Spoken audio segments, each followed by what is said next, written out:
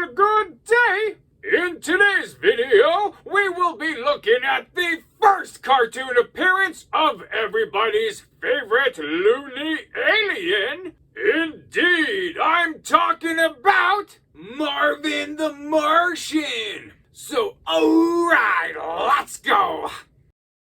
So, we start off in the news, where we learn that scientists are blasting a rocket onto the moon, and that Bugs Bunny, the bravest creature of all on the planet Earth, has volunteered to go to said celestial object. Watch him as he bravely begs not to go on the rocket. Marvel at him heroically clawing at the Earth to stay on terra firma. But these brave actions won't stop these pesky scientists from shooting this rabbit into space. Nope. I suddenly wonder if he volunteered or if he was voluntold. Huh. But luckily, these scientists, being smart and all, they know Bugs Bunny's willpower weakness: carrots. As they dump a load of carrots into the rocket, off Bugs goes after them, and off goes Bugs into space with the safest of all rocket launches ever. Definitely no OSHA violations here. Eventually, Bugs has a horrible, I guess kinda safe-ish landing on the target, that being the moon. You know that place, that round little object in space that has an Earth-like gravity and a breathable atmosphere, and which is still a pretty fantastic place. Like crap, man, the moon! So Bugs is checking out this place when suddenly he nearly gets hit by another rocket. But this rocket is from the planet Mars. What are the odds that two different planets are checking out a moon at the same time? Although they're checking it out for two different reasons. We actually don't know what Bugs' reason for being there is, but out of the Martian rocket, some funny looking Roman centurion creature pops out of there and states that he has plans to destroy the planet Earth. How lucky is Bugs, hey? He got off the planet just as someone was about to destroy... What? Blow up the planet Earth? That doesn't sound good. Plus, Earth has the best carrots in the entire solar system. Have you ever had Venusian carrots? They taste like chalk. So Bugs can't let his planet and his carrots be destroyed? No! He needs to stop this. And so he does. By simply stealing the Martian's singular stick of dynamite. Oh, nope, sorry, not dynamite. It might look like dynamite, but in actuality, it is a stick of uranium-236 explosive space modulator. Without this modulator in place in the rocket, nothing can happen, and the Earth is saved. Hooray! But, well, this Martian, he's on a mission, right? He ain't gonna let one hiccup stop him. So he calls for his green Martian dog to get the modulator back. So this can't sound good. At this point, Bugs is trying frantically in vain to get a hold of Earth for some help. Like an army or Superman, something, right? But to no avail. So this leads Bugs by himself to save the planet. And he does the only thing he can do. He uses his seductive charms to get away from the dog.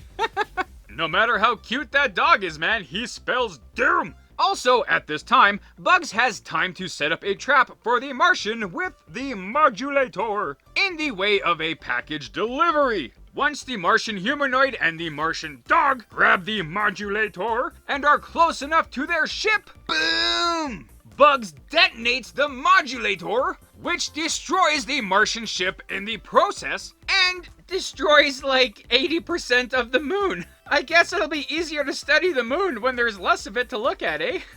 Thankfully, the moon getting completely exploded does not affect the Earth in any way. Heck, even at this point, scientists are trying to get a hold of Bugs Bunny to see if he even just landed on the moon. But to which finally, contact is made! And to which obviously Bugs would be floating in space and sorry. This is a cartoon after all. I meant to which Bugs is hanging on to the moon for dear life as space gravity threatens to send him back down on a long trip back to Earth. Will he make it back? Will he be doomed? I don't know, because the cartoon ends at that point. Hang in there, Bugs. Hang in there, buddy. But with that, that is the end of this Looney Tale. Yeah, hey, another classic Looney Tunes cartoon. And man, I haven't seen an explosion like that since the incident on that Klingon moon, Praxis.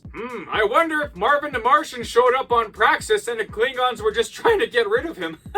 But Marvin, hey, good old Marv, like what a classic character. Although in this debut appearance, like he really wasn't kind of himself.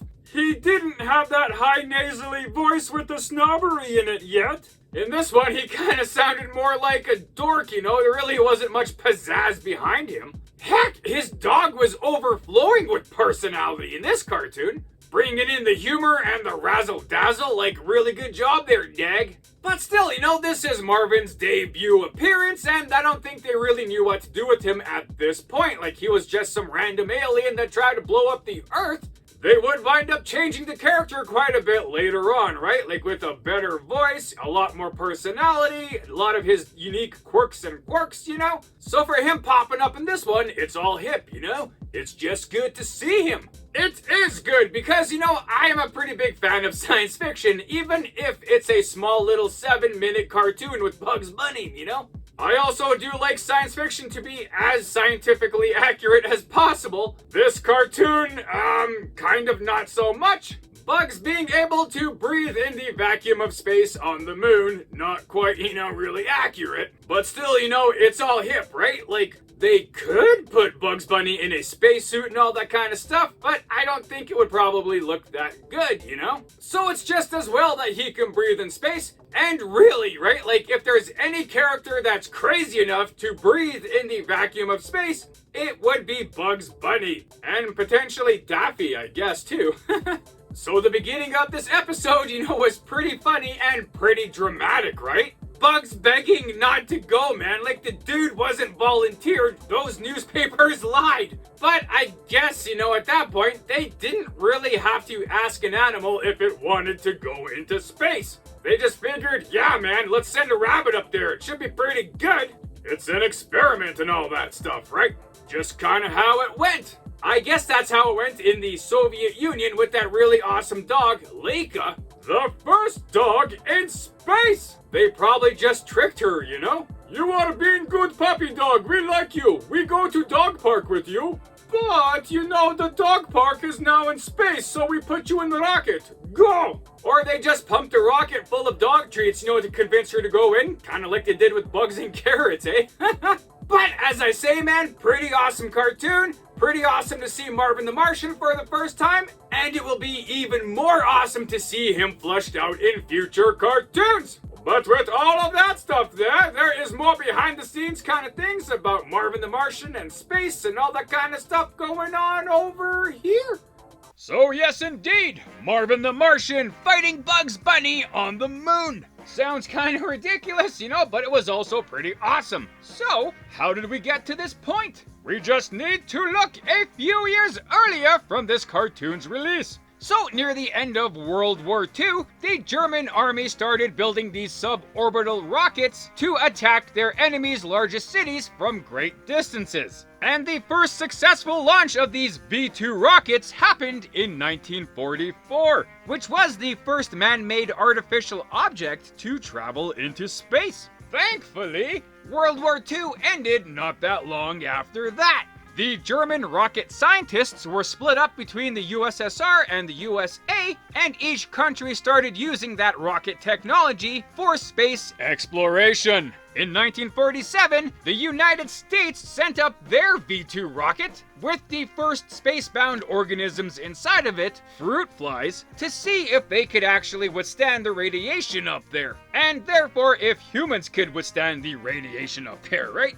Those experiments were eventually successful as these fruit flies landed back on Earth safely. So after that point, there was talks about sending monkeys into space to see how well they would handle it, starting with Albert I in 1948, and subsequently with Albert II, Albert III, etc., after this cartoon happened. And this really started to spark a whole lot of public interest into space exploration. And with new interests in the world, comes cartoons reflecting said interest. Henceforth, this Bugs Bunny into space cartoon. But you just can't have Bugs Bunny going off into space and just hanging out on the moon, for no reason. So they needed a villain. And if you're going into space, what better villain than a space alien? Which was the initial concept of this Martian. So the legendary Chuck Jones, got a bunch of inspiration from a bunch of different things to create this character. Number 1, everybody loves the planet Mars, so let's have the alien come from there.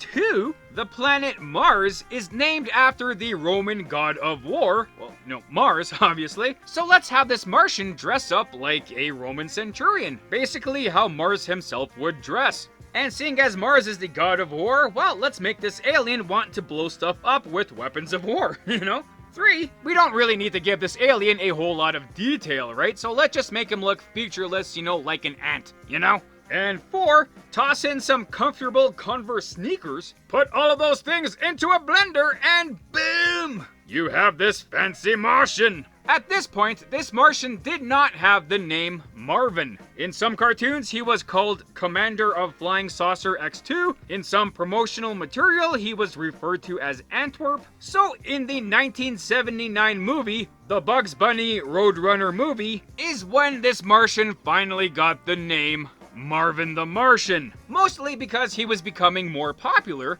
and therefore more merchandisable, so he needed to give the guy a name at that point. In this featured cartoon, his dog companion did not have a name either. He was eventually named K9, the letter K and the number 9.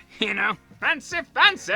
Also, the dude's blowing up Earth in this cartoon, but why? We eventually learn in the 1958 short, Hairway to the Stars, the reason he wants to blow up the Earth is because it blocks his view of the planet Venus. So that is the quick skinny on the inception of this cartoon, with, the spacefaring rockets, animals going in space, and the whole creation of Marvin the Martian. So it's all hip. So the backstory is pretty hip, but also there are some pretty interesting little Easter eggs in this cartoon. Well, I guess some of them. It is kind of neat when we see the newspapers at the beginning of the cartoon. You basically focus on the headline, right? Scientists sending up rabbit to the moon.